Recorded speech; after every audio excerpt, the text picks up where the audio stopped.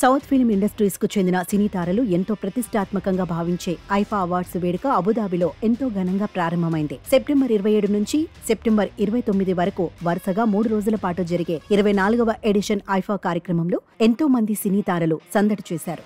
శుక్రవారం రాత్రి ఈ కార్యక్రమం ప్రారంభమవగా టాలీవుడ్ ఇండస్ట్రీ నుంచి 3 సీనియర్ హీరోలు ఈ వేదికపై సందడి చేశారు.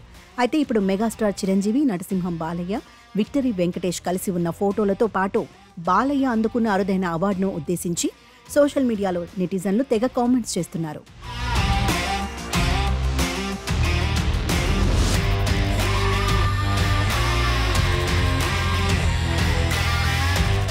ఒకే వేదికపై తమ అభిమాన హీరోలు కలిసి ఉన్న ఫోటోలు చాలా అరుదుగా చూస్తుంటారు మూవీ లవర్స్. అయితే అబుదాబిలో జరుగుతున్న ప్రతిష్టాత్మకమైన ఐఫా వేడుకలో సీనియర్ హీరోలు బాలయ్య, చిరంజీవి, వెంకటేష్ ఒకే వేదికపై సందడి చేశారు.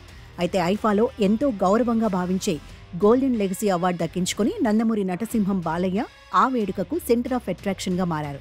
మరోవైపు మెగాస్టార్ చిరంజీవిని కూడా outstanding achievement Indian cinema award వరించింది.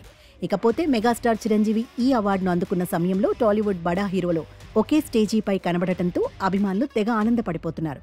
ఈ ముగ్గురు కలిసి ఉన్న ఫోటోలను ఉద్దేశిస్తూ సోషల్ మీడియాలో తెగ కామెంట్స్ చేస్తున్నారు. మరికొందరైతే అంతా బాగానే ఉంది, కానీ ఆ స్టేజ్పై నాగార్జున కూడా ఉండి ఉంటే బొమ్మ అదిరిపోయేదంటున్నారు.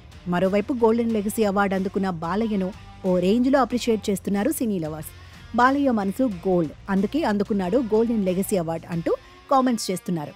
ఇంకొందరైతే ఓవైపు out standing achievement Indian cinema, మరోవైపు గోల్డెన్ లెగసీ అంటూ చిరు, బాలయ్య ఫోటోలను నెట్టింట్లో వైరల్ చేస్తున్నారు.